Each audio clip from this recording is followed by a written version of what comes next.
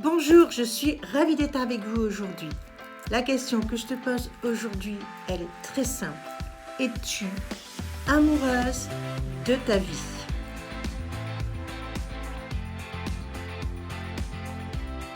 On va commencer par peut-être définir ce que ça veut dire être amoureux de sa vie.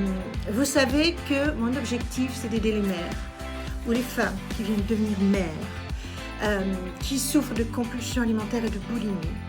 Parce que en étant OK avec elles-mêmes, en étant bien, en étant sereines, en étant libérées de cette obsession de la bouffe, elles vont pouvoir transmettre ça à leurs enfants et enfin prendre la responsabilité de couper ce cercle infernal de boulimie et faire des enfants et du coup une génération beaucoup plus sereine. Ça, c'est vraiment mon objectif.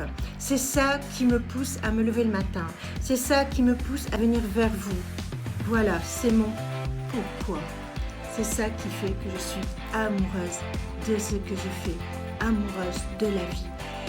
Donc, es-tu amoureuse de ta vie? Es-tu amoureuse de ce que tu fais? Es-tu dans ton pourquoi?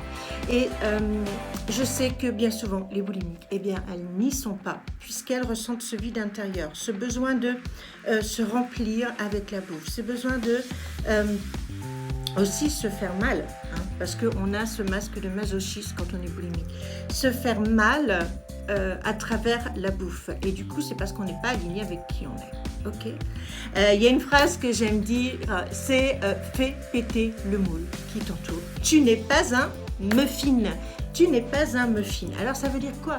Ça veut dire que la société t'a foutu tout un tas de trucs sur les épaules, par tes parents, par ce qu'on voit dans les magazines, ces filles toutes minces, alors on commence à voir des filles un petit peu plus rondes, voilà.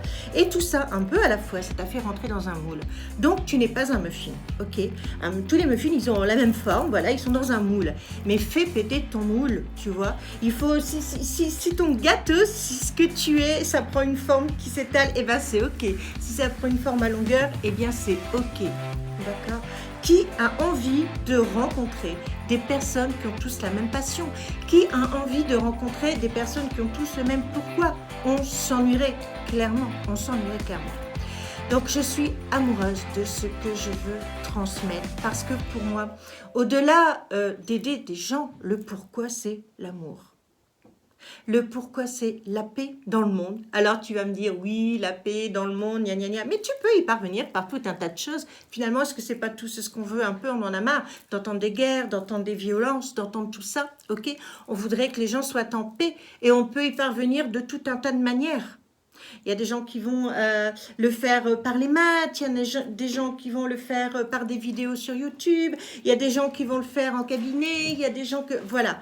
Mais le but final quand même, il est là, de permettre aux gens de s'aimer suffisamment pour apporter la paix autour d'eux, pour avoir cette forme de sérénité, cette forme de sagesse dont je vous parle si souvent.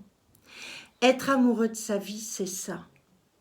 Donc si je résume, est-ce que tu es amoureux de ta vie? Est-ce que le matin, tu te lèves avec la sensation d'être aligné, avec la sensation que tu vas réaliser ton pourquoi, même si c'est un petit pas, même si réaliser ton pourquoi, c'est dans un premier temps juste prendre ton téléphone, appeler une personne.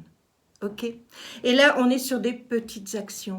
Mais tes petites actions, elles doivent avoir un but qui est plus grand que toi, quelque chose qui te fait vibrer. Et c'est ça, être en amour.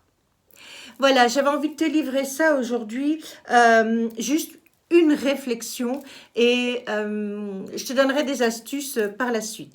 En attendant, je vous souhaite une excellente journée.